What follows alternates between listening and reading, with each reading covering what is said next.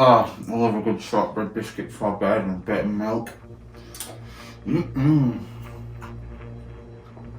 Oh, Vader, you're so good to me.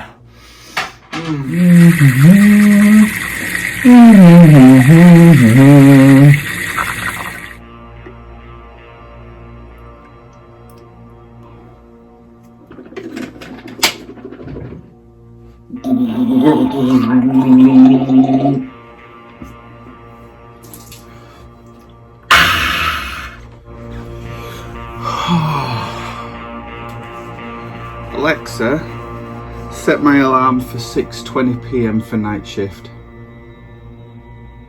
Alarm set for 6:20 p.m. to night shift on Amazon Music.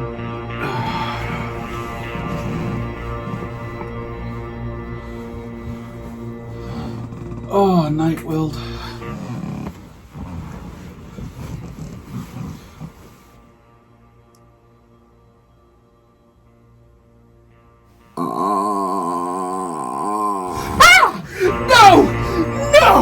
No!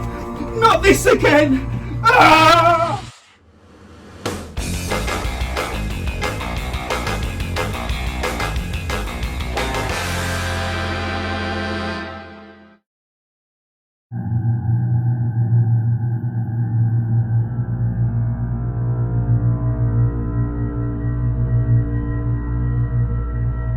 Hey YouTubers, it's me, BeevDawg, and welcome to my highlight reel. This is where we review films, check them out, talk about what's going on with the films, the positives, the negatives, give them a BeevDawg's rating, and we also see an unboxing of the Blu Ray itself. This is where I spend my money, so you don't have to. Now, I'm actually a fan of the first Grudge with Sarah Michelle Gellar, who played the original protagonist over in Tokyo with the original Grudge. This film takes an interesting premise. Fiona Landers actually starts the film off in the original Tokyo house where the original film took place and bumps into the ghost of Kayako Saki, who's the original little boy from the original Grudge series, and she's actually engripped by the curse. We all know if someone's violently murdered in one place, the grudge begins to spread. Whoever goes into that place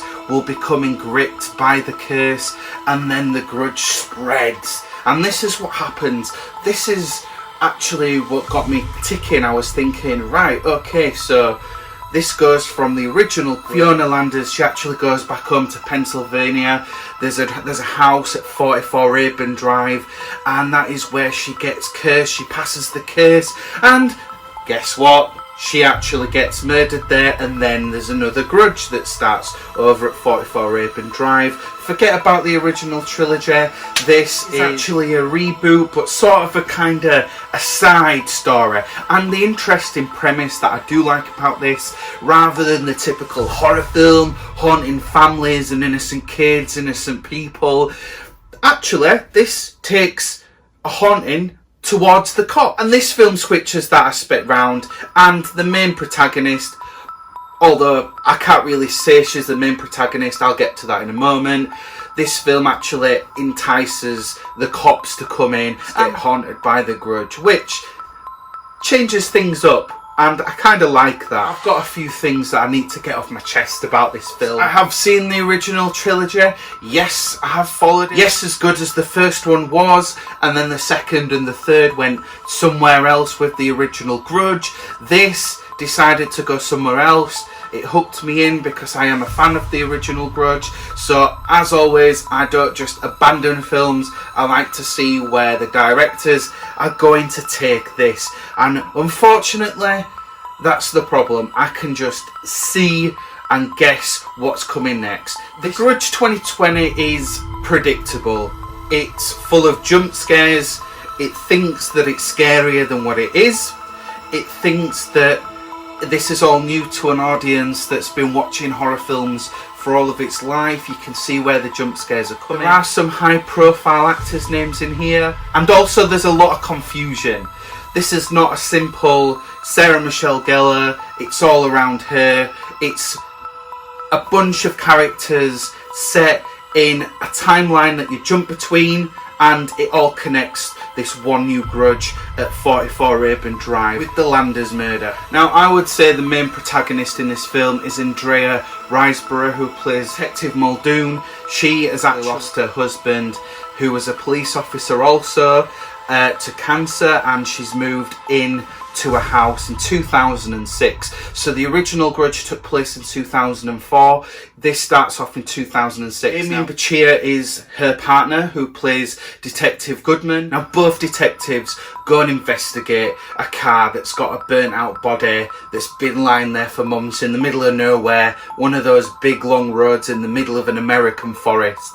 Now, the whole point to this is a lot of characters don't get a lot of on-screen development time. I would say that Detective Muldoon is the main character. She's the first major character that we're introduced to, and then you kind of like, right, okay, so there's a time jump here, but as you progress into the story, you actually jump to these other characters. So not only are you trying to work out who these characters are, but these characters are actually not set in the same time. Obviously, this is all connected to the Landers murder. You've got a couple, Peter and Nina Spencer. They're a couple of estate agents. One of the faces that stood out to me, John Cho, I've seen him in a couple of films.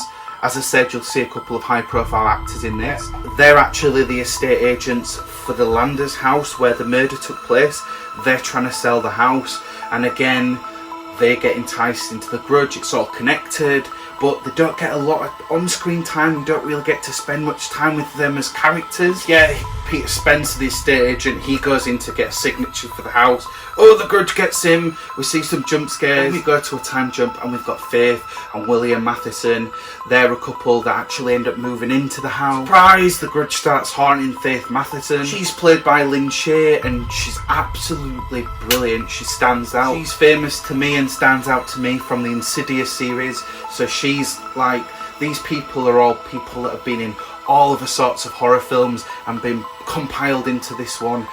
Yes, she's absolutely fantastic. She knows how to sell a performance. She actually suffers from dementia, so the ghost is kind of playing round. She's doing creepy things, laughing, talking to herself, so the grudge just doesn't go out of its way to kill her straight away. The grudge kind of plays on it until she ends up killing her husband. William Matheson can't take it anymore, so he decides to call a suicide consultant. Enter Lorne Moody, who was played by Jacki Weaver, and the suicide consultant sits down with her and he tries to find the best case scenario to send her off peacefully, but she's self-aware of what's going on, so she's like, oh, we can't go ahead with the suicide consultation.